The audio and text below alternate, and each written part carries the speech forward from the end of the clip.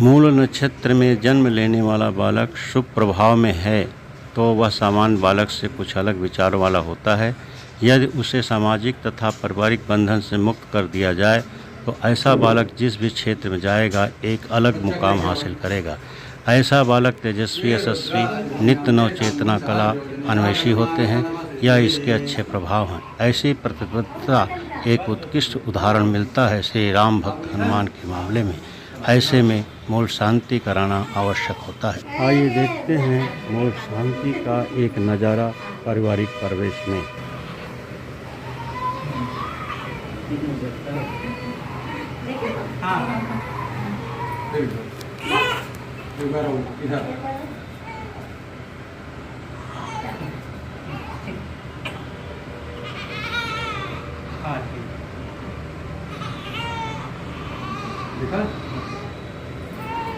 पकड़ लो।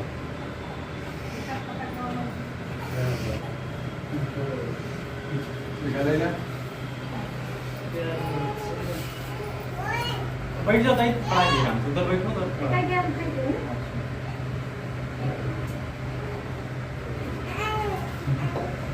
देख भी नहीं रखना चाहिए। अभी तक देखे नहीं रहते। हाँ सही ढंग से देख पीछे होगा और पीछे हो जाए।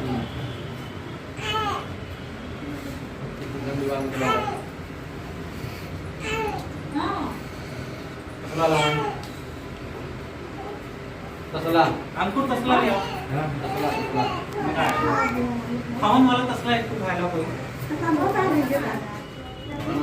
स्वाहा जय स्वाहा निमंता प्रजापत्यम स्वाहा जयंताय स्वाहा गुणदाय स्वाहा सत्याय स्वाहा सर्वाय स्वाहा विदेशाय स्वाहा विकोदराय स्वाहा कोटराक्षय स्वाहा पापराक्षय स्वाहा विस्कंदाय स्वाहा अरमणय स्वाहा यदि मनसा प्रजापत्यम स्वाहा।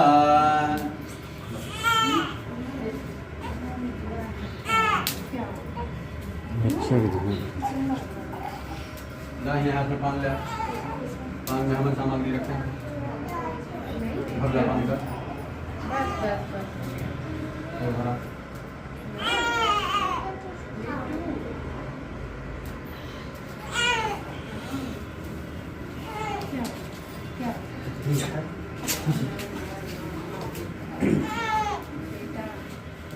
अंकुर इसको शहद और निप्पल लगे। बच्चे के हाथ से थोड़ा छुपा जाए। ओम पूर्णमदः पूर्णमिदं पूर्णात् पूर्णमुदच्यते पूर्णस्य पूर्णमादाय पूर्णमेवावशिष्यते पूर्णाहुत्यै स्वाहा।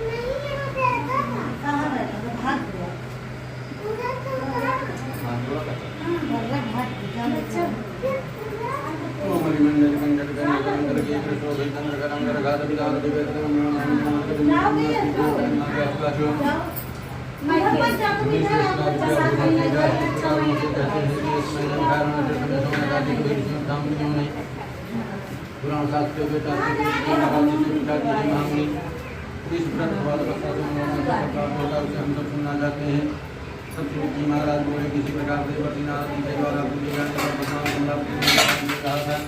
इसी प्रकार से मैं आप लोगों के सामने कहने जा रहा हूँ। एक समय योगी नारद जी लोगों के कल्याण की कामना से विविध लोगों में लोग में आए। लोग में आकर के नारद जी ने देखा कि यहाँ जितने भी मनुष्य हैं सबके सब अनेक प्रकार के क्लेश से युक्त हैं, नाना प्रकार की योनि में जन्म लेकर के अपने पापों को भोग रहे हैं। ऐसे प्राणियों को क्लेश देखकर मुनि अपने मन में सोचने लगे कि इनका दुष्ट कार्य हो सकता है। यही मन में सोचते हुए बीड़ा बजाते हुए तथा भगवान विष्णु जी का नाम लेते हुए वैकुंठ लोक पहुंचे। जब वह वैकुंठ लोक पहुंचे तो उन्होंने देखा कि भगवान विष्णु जी अपने चारों ओर के धन से श्याम गदा पर के गले में बंधा छोड़े थे। ऐसे प्रभु को देखकर के उन्होंने प्रणाम किया। उसके बाद तुलसी जी महाराज ने सुंदर की है वहाँ पर की पेश की है। तब सारे ऋषियों ने कहा है पूर्व करार कर निकट आ रहा है, धर्म की किस प्रकार से रक्षा होगी, अगर आपके पास कोई उपाय हो तो बताएं। तब सूत जी महाराज बोले कि देखो जिस प्रकार से भगवान विष्णु जी ने भगवान नारद जी से कहा था उसी प्रकार से मैं आप लोगों के सामने कहने जा रहा हूँ। एक समय योगी नारद जी लोगों के कल्याण की कामना से विविध लोगों में भ्रमण करके मृत लोक में आए। मृत लोक में आकर के नारद जी ने देखा कि यहाँ जितने भी मनुष्य हैं सब के सब अनेक प्रकार के क्लेश से युक्त हैं, नाना प्रकार की योनि में जन्म लेकर के अपने पाप कर्म में लीन हैं। इसलिए हो गया कि भगवान को ऐसा उपाय हो तो बताइए इन संतानों का हो जाए। यदि आप उस पर रखते हैं तो कहिए मैं सुनता हूँ। तब भगवान ने नारद जी से कहा कि नारद तुमने भली बात पूछी है, इससे संसार का कल्याण होगा, प्राणी पापों से मुक्त होकर के परम पद को प्राप्त होंगे। तथा ही नारद में कल्याण होगा। हमारे देश में कह रहा हूँ कलयुग के लिए कैसा उत्तम बात करने वाला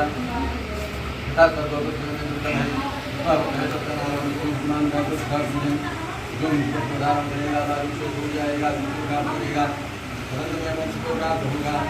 भगवान का दर्शन करना करना चाहिए तथा पहले उसने यहाँ किया सब विस्तार पूर्वक वर्णन कीजिए। नारद जी का भगवान बोले थे नारद यह व्रत समस्त दुख घातों को नष्ट करने वाला और धनधान को बढ़ाने वाला है। इसके अतिरिक्त यह व्रत सौभाग्य समृद्धि तथा सर्वज्ञ प्रदान करने वाला है। किसी भी दिन यह व्रत श्रद्धा और भक्ति पूर्वक किया जा सकता है। सायं काल के समय ब्राह्मण बंधुओं के साथ रंगे तत्पर होकर के भगवान सत्यनारायण स्वामी का पूजन करना चाहिए। केले का फल गाय का दूध होगा आटा इसमें चीनी मिली हुई हो, अगर वो सब्जी ना हो सके तो चावल कांटा हो मिला करके उसका गुण बना करके समझ जाए उसमें भगवान को अर्पण करें। फिर ब्राह्मण का पुस्तक का पूजन करके दक्षिणा देके अपने परिजनों के साथ तरह का कर्म करें। तत्पश्चात ब्राह्मण को भोजन कराने घर खाने के बाद नाच का भगवान के सामने करें। इसके बाद जब लोग अपने घर जाने लगे तो भगवान सत्यनारायण स्वामी का नाम अपने मन में लेते हुए जाएँ। इस प्रकार के नारद जो मनुष्य करेगा या व्रत जो मनुष्य करेगा भगवान से कर पाएगा। विशेष कर कलयुग में इससे स्वभाव कोई नहीं है। श्री स्कंद प्रणेरे वाखंडे श्री सत्यनारायण कथायां ब्रह्मोध्याय समाप्तः।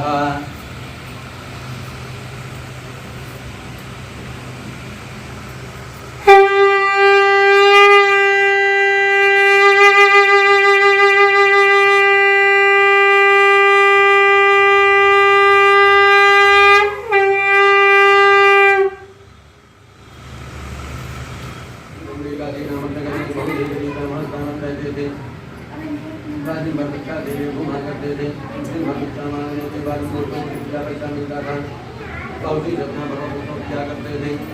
एक दिन भगवान को लेकर के दर्शन दिया और उनसे पूछने लगे कि हे ब्राह्मण आप किस ऋषि होकर भ्रमण किया करते हैं, हे जो तुम सब गाँव में सुनना चाहता हूँ। तो ब्राह्मण बोले हे भगवान मैं बहुत ही गरीब ब्राह्मण हूँ और दिन भर शिक्षा के लिए घूमना करता हूँ। यदि आपके पास मेरी गरीबी को दूर करने का कोई उपाय हो तो आप मुझे बताएं। तब ब्राह्मणों को भी भगवान ने उनको बहुत ही गरीब ब्राह्मण ब्राह्मण कहते थे। दिन भर शिक्षा के लिए घूमा करते थे। दिन भर शिक्षा मांगने के बाद उनको क्या पैसा मिलता था। बहुत ही अपना भगवान क्या करते थे। एक दिन भगवान ने उनको लेकर के दर्शन दिया और उनसे पूछने लगे कि हे ब्राह्मण आप किस ऋषि होकर भ्रमण किया करते हैं, हे जो तुम सब गाँव में सुनना चाहता हूँ। तो ब्राह्मण बोले हे भगवान मैं बहुत ही गरीब ब्राह्मण हूँ और दिन भर शिक्षा के लिए घूमना करता हूँ। यदि आपके पास मेरी गरीबी को दूर करने का कोई उपाय हो तो आप मुझे बताएं। तब ब्राह्मणों की भगवान ने उनको सत्यनारायण से बोला वह देखो अपना रत्न पूर्ण कर दिखाई पड़ रहा है। इस प्रकार कहकर उसने अपने द्रव्य की रक्षा करने वाले दूत को घर भेजा। जब दूत नगर में पहुंचा तो साधु की स्त्री को देखकर हाथ जोड़कर कीर्तन में बोला कि आपके पति और दामाद सब लोगों के साथ बहुत सारे धन धान से परिपूर्ण होकर नगर के निकट पधार गए हैं। दूत के मुख से आप धन सुन करके उस पति प्रतापति ने प्रसन्न होकर उसमें अपनी कन्या से कहा कि तुम भगवान सत्यनारायण स्वामी का पूजन करो, मैं शीघ्र ही पति का दर्शन करके जाती हूँ। ऐसा कहकर वह पति का दर्शन करने चली गई और कलावती ने अपने माता की बात को मान करके भगवान सत्यनारायण स्वामी का पूजन को समाप्त किया। लेकिन भगवान का प्रसाद बिना ग्रहण किए हुए ही अपने पति के दर्शन के लिए चली गई। इससे भगवान उसकी पति की नाव को जब तक से नहीं किया, इसलिए कलावती कन्या अपने पति को ना देख सकी और वहाँ से शोधन करते हुए घूम करके बढ़ी। इस तरह नाव का दर्शन और कन्या का विलाप देख करके साधु बनिया मन में सोचने लगा कि देखते ही देखते नाव का कैसे गायब हो गई, क्या जाने उसी देवता की माया हो। किंतु सत्यनारायण स्वामी का महात्म्य जानने की किसमें शक्ति है, कहीं उनके क्रोध से तो ऐसा न हुआ हो। इस प्रकार कहकर विलाप करने लगी तथा कलावती को लेकर लीलावती रोने लगी। इसके बाद अपने पति को नष्ट हुआ देखकर कलावती मन में विचार करने लगी कि जब पति देव नष्ट हो गए तो मैं जीवित रहकर क्या करूंगी। यह सत्य है और इसमें संदेह नहीं है। ऐसे वांछित फल देने वाले प्रभु कोई काल कहता है, कोई ईश कहता है, कोई सत्यनारायण तथा कोई सत्यदेव कहता है।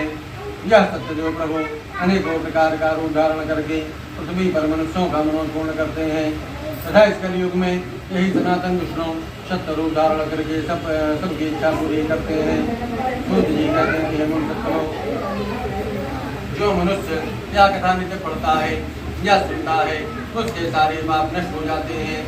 हे मनुष्यों, जिन्होंने पूर्व जन्म में भगवान सत्यनारायण स्वामी का पूजन किया था उनके दूसरे जन्म का हाल कह रहा हूँ। शतानंद जो कि महान विद्वान थे, दूसरे जन्म में सुदामा नाम के ब्राह्मण हुए और भगवान श्री कृष्ण जी की भक्ति करके मोक्ष को प्राप्त हुए। भेल का गढ़हारा दूसरे जन्म में निषाद हुआ जो भगवान श्री राम से कृषि को सबका पाप उतार कर स्वयं उनकी कृपा से भवसागर पार हो गया अर्थात वैकुंठ धाम को प्राप्त किया। कुलगाम राजा दूसरे जन्म में महाराजा दशरथ हुए जो भगवान जगन्नाथ जी का पूजन करके मोक्ष को प्राप्त हुए। और साधु वैसे भी धार्मिक तथा सत्य संघ मूर्ख राजा हुआ। वह इतना सत्यवादी था कि एक बार भगवान ने उसकी परीक्षा ले ली। उन्होंने ब्राह्मण का रूप धारण करके अपने साथ एक शेर को रस्सी से बांध करके राजा के दरबार में पहुंच गए और जाकर के राजा से बोले कि हे राजन, क्या मेरा शेर बहुत भूखा, इसे भोजन दो। तो राजा बोले आप सिंह क्या खाएगा। तो भगवान ने उत्तर दिया तुम्हारे एकलौते पुत्र के दाहिने में का मांस खाएगा और साथ ही शर्त यह है कि तुम और तुम्हारी स्त्री मिलकर के 11 से का ड्योरा सुना बहे। राजा ने कहा हे ब्राह्मण, शर्त के सहित मैं अपने पुत्र का मांस लेने के लिए तैयार हूँ। अंत में राजा ने वैसा ही किया जैसा ब्राह्मण चाहता था, परंतु आरे से गिरते समय लड़के के बाईं आंख से आंसू निकल आया। ब्राह्मण ने कहा सुबह की अब नहीं खाएगा। तब लड़का बोल रहा कि हे प्रभु, खाना तो दाहिना अंग खाएगा क्यों नहीं। बाएं अंग को इस बात का दुख है कि वैसा प्रतीत है उसे ग्रहण नहीं किया गया। किसी से आंसू आया। ऐसा सुनकर ब्राह्मण रूपी भगवान बहुत प्रसन्न हुए तो राजा को वैकुंठ धाम दिया। तुम गज राजा दूसरे जन्म में स्वाम भूमि हुए और संपूर्ण भागवत की कथा सुनकर मोक्ष को प्राप्त हुए। जो गोप थे वे सब जन्मांतर में ब्रजमंडल में निवास करने वाले लोग हुए और सभी राक्षसों का संहार करके उन्होंने भी भगवान का शाश्वत धाम यानी गोलोक प्राप्त किया। रे स्कंद पुराणे रे वागंडे श्री सत्यनारायण कथायां पंचमो अध्याय समाप्त। बोलो वृंदावन बिहारी लाल की जय।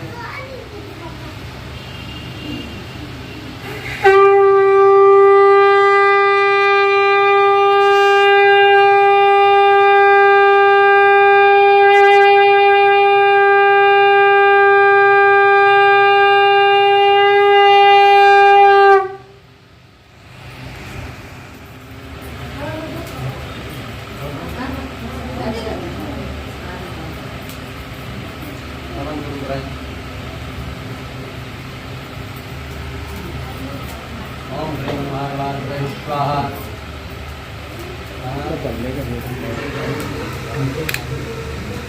बीजां स्वाहा। गौरी स्वाहा। गणेशाय स्वाहा। नवग्रहाय स्वाहा। कलशाय स्वाहा। सत्यनारायणाय स्वाहा। विष्णवे स्वाहा। मूर्धां स्वाहा। राधां स्वाहा। गणाधिपतये स्वाहा। प्रजापतये स्वाहा।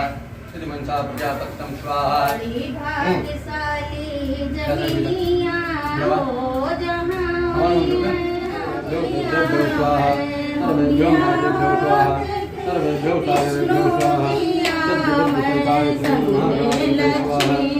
ओम भो स्वाहा ओम भुवा स्वाहा ओम स्वाहा धनवंतरे स्वाहा गणपते स्वाहा अग्ने स्वाहा प्रजापते स्वाहा प्रजापत्यं स्वाहा सज्जाय स्वाहा नारायणाय स्वाहा कृष्णा जी आए संग में राधा महारानिया हो जहाँ महारानिया माला पूजा करो राधा महारानिया हो जहाँ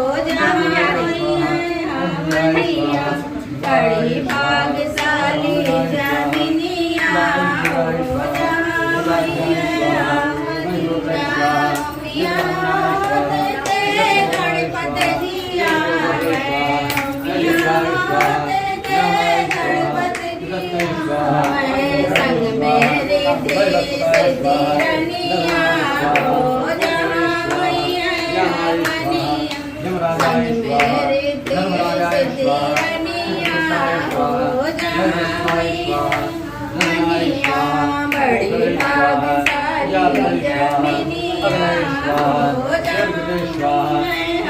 हो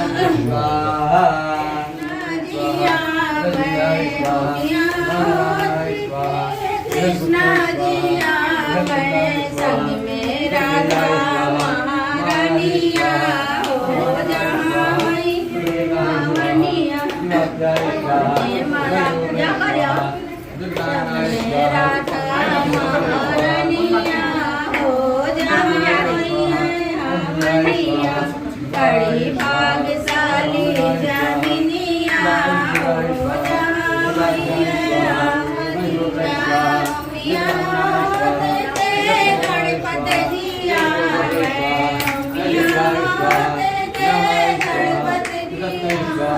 जहाँ संग मेरे देश दीरनिया हो जहाँ बड़ी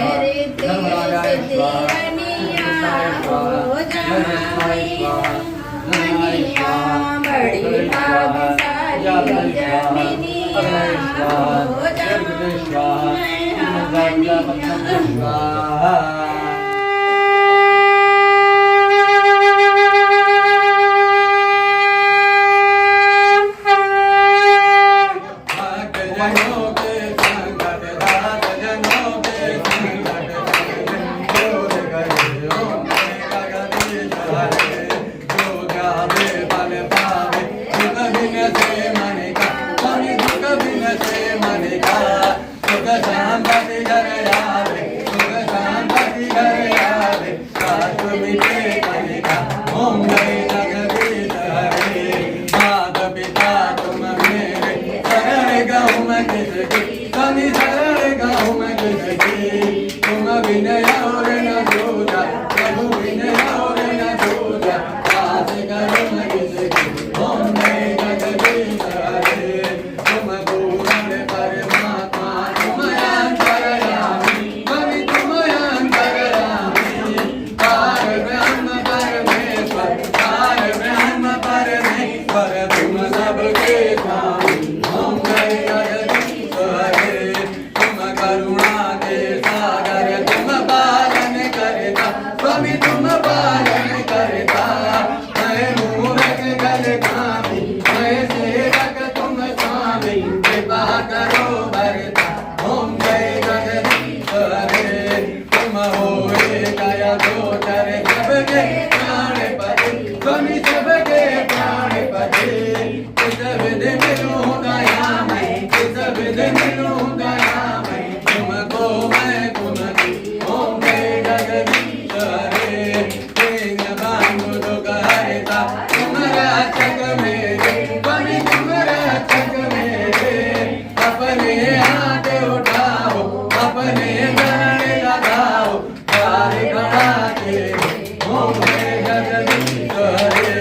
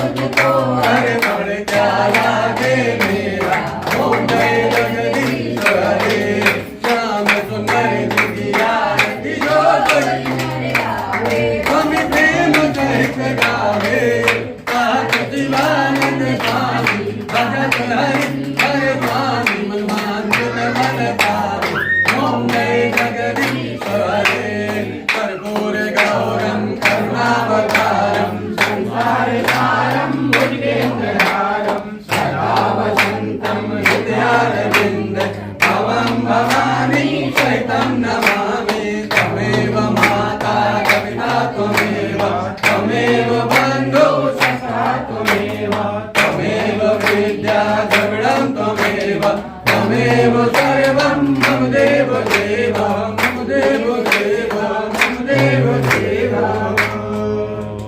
भैया लेके घूम जाए। ओम हरि ओम ओम यानि कानि च पापानि जन्मान्तरकृतानि च तानि सर्वाणि विनश्यन्ते प्रतिक्षणां पदे पदे। पापोऽहं पापकर्माहं पापात्मा पापसम्भवः त्राहि मां पार्वतीनाथ सर्वपापहरो भवः। कालेहर कष्टहर दुःखहर दारिद्र्यहर कंठहर सुख कर कर कर कर मनोकामना पूर्ण कर। बोलो वृंदावन धाम की सत्यनारायण भगवान की गंगा मैया की गंगा मैया की सरस्वती मैया की शंभरी महाराज की राजप्रयाग की अपने अपने माता पिता की पार्वती पति हरे हर महादेव।